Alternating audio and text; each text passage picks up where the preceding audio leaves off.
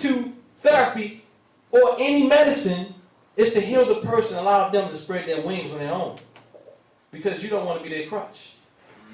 Asha? And some people don't know how to handle that. Some people don't know how to handle with someone let's tell them to leave the nest. Some people don't know how to handle that. Some people want you to take care of them. I know another brother right now who's dealing with, there ain't nobody in this room, right? Who's dealing with some things. And he's been given some things, and now the person has kicked them out of the nest, and they are bitter about that. But if this person don't kick them out of the nest, they would depend on that nest forever and never do the things that they say they want to do because they're comfortable.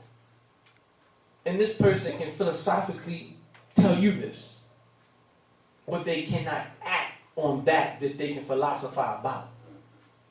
Asha? So when the body dies, the mind continues to hold the deep-rooted desires for worldly fulfillment, and this causes the soul to be impelled towards countless new lifetimes of karmic entanglements in search of the world of worldly fulfillment. So what is that saying? That is saying if you don't get this thing right now, you're going to have to do it all over again. You know? If you don't separate yourself from those worldly fulfillments, you're going to have to do it again. But if you do it right, you'll be with the ancestors. If you do it right, you'll be with, the judgment scene. You'll be up there with the ancestors, with the Creator. You know, we're the first one with that story. But if you do it wrong, you're gonna come back and you're gonna have to live in a hellish life again.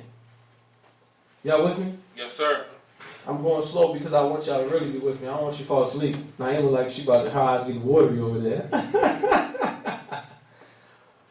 All of this occurs out of ignorance of one's true self. That's the truth. Because whenever you need something outside of yourself to make you happy, that means that you are not happy with yourself. That you don't know yourself. When you need, we do need approval, appreciation, all that stuff, but if you become debilitated because others don't appreciate you, you haven't spiritually matured. Asha? As a matter of fact, it's interesting that I said that, and I look back. I spoke to a couple yesterday, and they told me about someone who said some ill things because I feel personally that I understand, he doesn't feel appreciated because of the work that he's done, and other people may come and take the works and disseminates the work and get more credit for it than he did. But if his core spirit was correct or mature, that will be a blessing to him. That's why I say age and spiritual maturity doesn't have anything to do with nothing. Because we can sit here and not even listen to what I'm saying because you think I'm a young something. But I believe, if nobody else don't believe in this room, that I have reached a spiritual level where I can help others. That's true. Sure. That's true. So, what is holding us back from obtaining all the things that we want to see happen? And I'm almost done, y'all. On the Purim Haru, page 143, it says, what is that is constantly moving? Listen to this, y'all. Constantly restless from the time you wake until the time you go to bed again. This is within the mind with all its worries, all its desires, all the beliefs, all the ambitions, and all of the regret. What is this? Those thoughts, worries, distress, beliefs, ambitions, and regrets constitute your mental conditioning. Your personality and your ego self-concept through the process of your human experience in the world. Your mind has become conditioned to expect to see reality in a certain way, and therefore it perceives life according to its conditioning. This is to realize your innermost self, which is encompassing all-knowing and all-blissful contentment and peace. Now, what did that say? Somebody? Brother Jamal said, So, come on, brother, break it down. I missed some of it because someone had me thinking about something else. Okay, well, that's cool. This stress, I'll break it down. These desires, this stress, these beliefs that you have, this ambition, these things that you say you want to acquire, these things that you are embarrassed about, all these things are a part of the ego self. Right? Right. And the reason why you cannot accomplish spiritual maturity or even physical maturity on some levels is because you you worry about it all the time. You can't stop thinking. You use your beliefs, and your beliefs hold you down from becoming a more divine being. Y'all lost? Y'all got me? So these things are what hold us down. What you expect. When someone told you this is what the American dream is.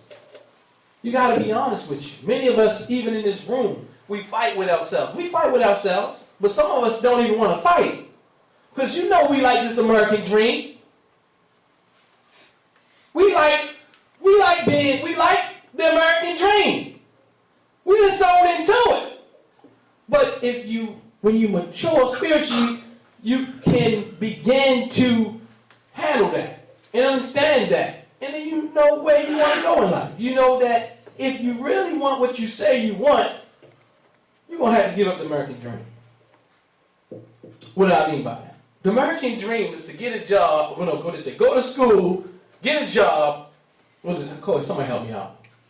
Go to school, get a nice job that pays good money, then retire and die. Retire and die. That's the American dream. But now, anytime, I want to bring it on a smaller level so that you can understand what I'm saying. But anytime you deviate from that dream, you're going to have opposition. Sure. Anytime you say, I want to start my own business, people are going to look at you like you're crazy. That is not an American dream, even though you think it is. Starting your own business is not an American dream. Not going to church on Sunday but coming to the village is not an American dream. Coming to the village is not an American dream. Standing for your people is not an American dream. That's right. True. Putting money aside or foregoing money to help someone is not an American dream. You say, what is it? Dog eat dog world in America, right? That's the American dream. It's the survival of the fittest. That is not an American dream. I mean, survival of the fittest is an American dream. But helping your brother is not an American dream. Living in your own house and not being able to help somebody else if they need your help is not an American dream. You know? Sounds like a nightmare to me. Sounds like a nightmare. American dream is a nightmare. An American dream is a nightmare. If they're spiritually mature. But once you can get over these things, then we can talk about liberation. We can talk about spiritual maturity. You get what I'm saying? That's right. It's very hard. Now, I'm going to say that one for another lecture. Ashe? So what I do in closing, I want to go over a few Egyptian proverbs just to get you to think. Ashe? And let me be clear. We go to ancient Egypt. You know, we love our brothers and sisters who are in the United States. You know, I mean, we love Marcus Garvey. We love Martin Luther King. We love Huey P. Newton. We love everybody who is attributed to our success and us being here on this face of this earth. But when we go to ancient Egypt, we go there because this is where all the world's religions come from. This is where even to this day, the greatest literature or spiritual system ever. It's the I'm saying Pentium processor. That's the number one processor. So, it's the pinnacle of spiritual systems. It's even the pinnacle of where our people have been. You know, that's just what it is. Now, we can get caught up in, say, well, they had gold shields and gold bed pillows and, you know, all these things. We don't need that to make us feel like we are worthy. We don't need that. But like Brother Polite said, if you got it, then maybe we can move on a little bit and stop getting caught up by its significance, because when the dog never had a biscuit, he wanted. And you tell him, no, come on, dog, let's go walking. And he ain't trying to walk, even though he know he need to walk. Trying to eat. He want to eat, right? So if you give him a biscuit, you make him walk a little. Right. You know what I'm saying? But, you know, he might die too. Because you told him walk, and you told him walk for a reason.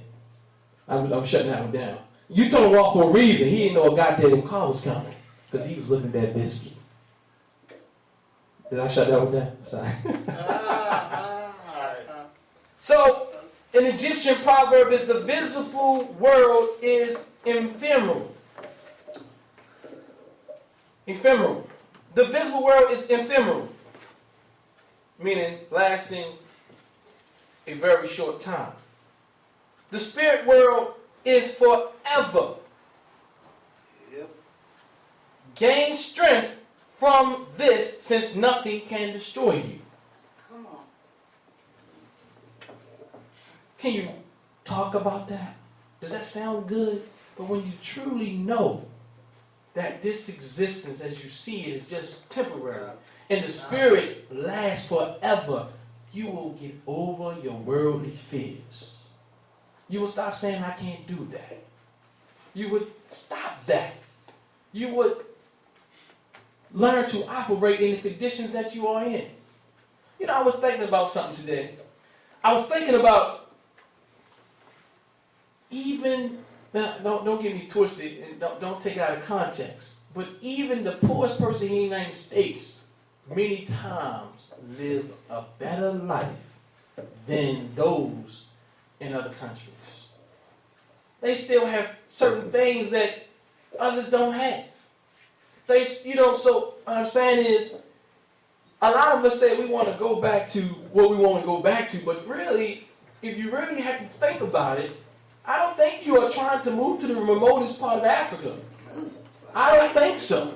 You're right. 100% right. I'm 100% right? Yeah. So we have to stop playing these games. But if you want to, if this is what gives you peace, because you ain't got to worry about paying a tax or tithe or whatever else, that's you. But don't tell me that's me. Because I can be spiritually, physically, mentally liberated wherever I'm at. You got what I'm saying? And we got to stop saying it, making excuses for not trying to follow the law, to go to school, to do whatever. We got to stop making these excuses. We make African consciousness an excuse to do nothing. Ashe? Ashe. So let's go on to the next. Okay, it's not the next, but it says, labor not after riches first, and think thou afterwards will enjoy them. One more time. Labor not after riches first, and think thou afterwards will enjoy them. He who neglects the present moment throws away all that he hath. Think about that, y'all. He, Brother Chuck, I know you want to talk. We're going to get No, that's in the book of the dead. Yes, Muad Ashby's version. Muad to Ashby. Okay. So let's say that again. He who neglects the present moment throws away all that he hath. As the arrow passes through the heart, while the warrior know not that it was coming. So shall his life be taken away before he knoweth that he had it. Y'all get that?